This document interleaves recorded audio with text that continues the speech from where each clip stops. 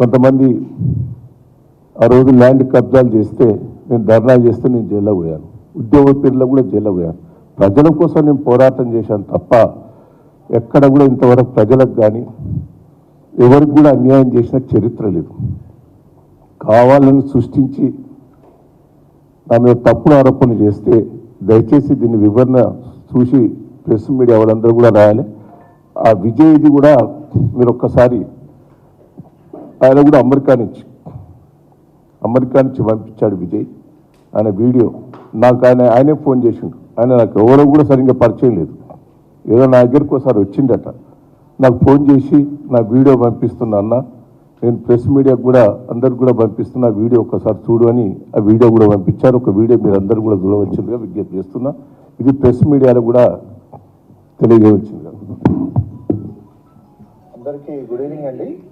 నేను విజయ్ మాట్లాడుతున్నాను ఎడిసన్ డీజేసీ నుంచి. ఈరోజు ఉదయం కొంతమంది మన మిత్రులు నాతో ఒక వీడియో షేర్ చేయడం జరిగింది.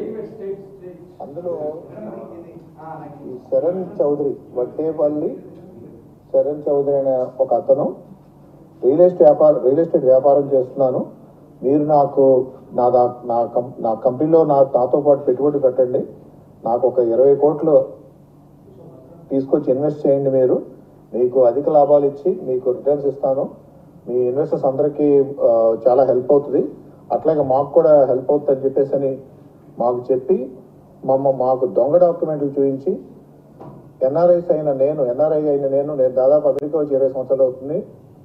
ఎన్ఆర్ఐ నేను నన్ను మోసం చేయాలనే ఒక దురుద్దేశంతో అతనికి 1 ఎకరం కూడా రిజిస్ట్రేషన్ కాకుండా నా పేరు 350 ఎకరాలు ఉందని నన్ను నమ్మబలికి నన్ను మోసం చేసి నా దగ్గర 5 కోట్లు అడ్వాన్స్ తీసుకొని ల్యాండ్ రిజిస్ట్రేషన్ చేస్తామని చేయకుండా 3-4 నెలలు ఆపి, తర్వాత మేము రిజిస్ట్రేషన్ చేయండి అని వెనకబడితే 6 నెలలు టైం గడిపి చివరికి నా ల్యాండ్ రిజిస్ట్రేషన్ చేయట్లేదు, నా డబ్బులు ఇవ్వకపోతే మేము వేరే దిక్కు లేక ఎవరిని అప్రోచ్ అవ్వాలో తెలియక, అక్కడ ఎవరితో మాట్లాడాలి, ఎలా మాట్లాడాలో, ఎక్కడ స్టార్ట్ చేయాలో తెలియక ఒక హై లెవెల్లో ఒక కమిషనర్ ఆఫీస్లో వెళ్ళి కంప్లైంట్ చేయాలని చెప్పే ఉద్దేశంతో ఎర్రబెల్లి దయాకర్ గారిని కలవడం జరిగిందండి.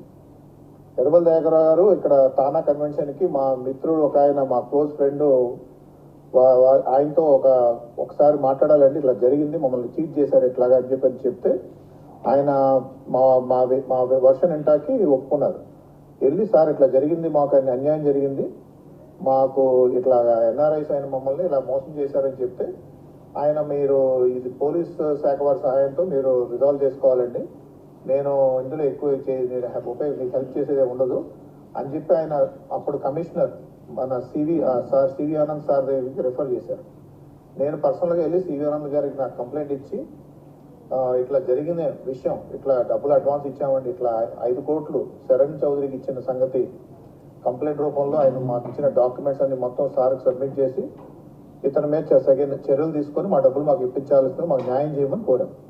దయాకర్ రావు గారు ఈ విషయంలో మాకు న్యాయం చేయడం కోసం మాకు సహాయం చేశారు తప్ప నాతో ఆయనకు ఎటువంటి వ్యాపార లావాదేవీలు కానీ, రాజకీయ లావాదేవీలు కానీ, మరే ఇతరైన కుటుంబ వ్యవహారాలు కానీ, బంధుత్వాలు కానీ ఎటువంటివి ఏమీ లేవండి. ఇది ఒక ఎన్ఆర్ఐకి జరిగిన అన్యాయానికి ఆయన పర్సనల్గా మేము వెళ్ళి రిక్వెస్ట్ చేయడం వల్ల ఆయన హెల్ప్ చేయడం జరిగింది తప్ప ఇందులో ఆయనకి ఎటువంటి సంబంధం లేదు, ఎటువంటి అనుబంధం లేదు. అట్లాగే ఈ శరణ్ చౌదరి అతను మాకు ఇవ్వాల్సిన డబ్బులు మాకు ఇప్పించండి అని న్యాయం చేయమండి అంటే పోలీస్ స్టేషన్ వాళ్ళు మమ్మల్ని పిలిచి ఎంక్వైరీ చేసినప్పుడు మీకు రావాల్సిన మొత్తం 5 కోట్లు మీకు ఇప్పిస్తామని చెప్పి మేము ఎక్స్పెక్ట్ చేసాం.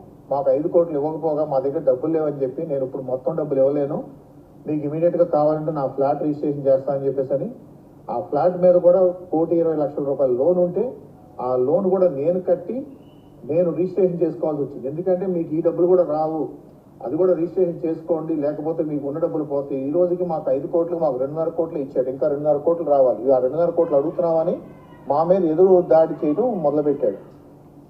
అట్లాగే ఇతను పార్ట్నర్ రాహుల్ చౌదరి కూడా ఉన్నాడు. అతను కూడా ఏంటంటే వీళ్ళిద్దరు కలిసి ఈ కొత్తగా ఈ నాటకం స్టార్ట్ చేశారు.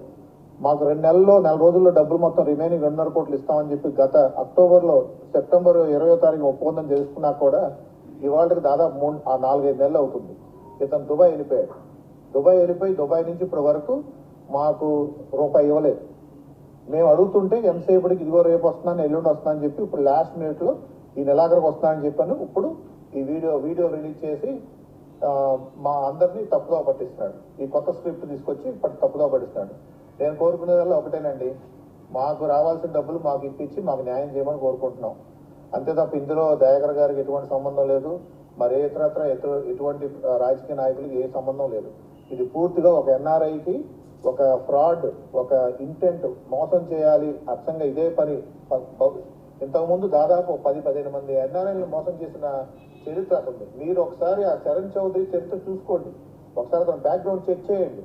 అతని మీద ఏం కేసులు ఉన్నాయి. రాధా టీఎంటీ వాళ్ళ దగ్గర దాదాపు 7 కోట్లు చీటింగ్ కేసు నడుస్తుంది, చెక్ బౌన్స్ కేసులు నడుస్తున్నాయి. పైగా అతను పాస్పోర్ట్ సీజ్ అయింది, బంజారాహిల్స్తో కేసులు నమోదై ఉన్నాయి. అట్లాగే ఇంకా పలు ఎన్ఆర్ఐలు మోసం చేసిన సందర్భాలు ఉన్నాయి. కొంతమంది బయటకు వచ్చి చెప్పుకోలేని పరిస్థితిలో ఉన్నారు. నేను కూడా ఈ రోజు వరకు కూడా ఎక్కడ మీడియాకి ఎక్కడ బయట రాలేదండి. ఈ రోజు వరకు కూడా మేము కామ్గా సరే తప్పు జరిగింది, మనం ఎందుకు మళ్ళీ ఇదంతా అలర్ట్ చేసుకోవడం అని చెప్పేసి అని మేము కామ్గా ఉండి మా వ్యాపారం మా బిజినెస్ మేము చేసుకుంటుంటే ఈరోజు మాకు ఎదురొచ్చి మళ్ళీ ఇతను కొత్త కాన్సెప్ట్, కొత్త స్క్రిప్టులు తీసుకొని రోజుకు ఒక మనిషిని తీసుకొచ్చి ఇట్లా చేశారని చెప్పి ఏదో రాజకీయ మలుపు తిప్పి దీని ఏదో కొంత అడ్వాంటేజ్ చూస్తున్నారు కానీ వాస్తవానికి అది కాదండి. ఇది చరణ్ చౌదరి అతను ఒక ఫ్రాడ్స్టరు, ఒక సీరియల్ అఫెండర్. అండ్ అతనికి ఈ ఎన్ఆర్ఐస్ని సాఫ్ట్ విక్టిమ్స్ టార్గెట్ చేయటం, వాళ్ళ మోసపుచ్చి వాళ్ళ దగ్గర డబ్బులు తీసుకోవడం, పరారవటం, ఇది అతని నైజం. ఇట్లా చాలా మందిని మోసం చేశారు. చాలా మంది భయపడుతూ ఎవరు టీవీ ముందుకు కానీ ప్రెస్ ముందుకు కానీ రావట్లేదు. నా దయించి నేను మీడియా వారికి కూడా ఈ సందర్భంగా తెలియజేసేది ఏమనగా, వారు ఒకసారి ఇలాంటి కథనాలు ప్రచురించే ముందు ఇందులో ఆథెంటిసిటీ ఎంత ఉంది, ఎంతవరకు నిజ నిజాలు ఉన్నాయి అని కూడా ఒకసారి బేరీజు వేసుకొని వేస్తే బాగుంటుందని నా విన్నపం అండి. అట్లాగే నేను సదరు రాష్ట్ర ప్రభుత్వాన్ని కూడా ఈ సందర్భంగా మాకు న్యాయం చేయాలని కోరుకుంటూ, అట్లాగే ఈ విషయాన్ని తగు చరణ్ చౌదరి ఎవరైతే మమ్మల్ని మోసం చేశాడో అతని నుంచి మా డబ్బులు కూడా మాకు వీలైనంత త్వరగా ఇప్పించాలని కోరుకుంటున్నాం.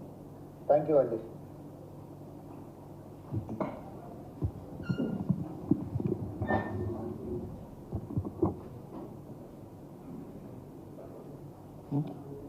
ఎందుకు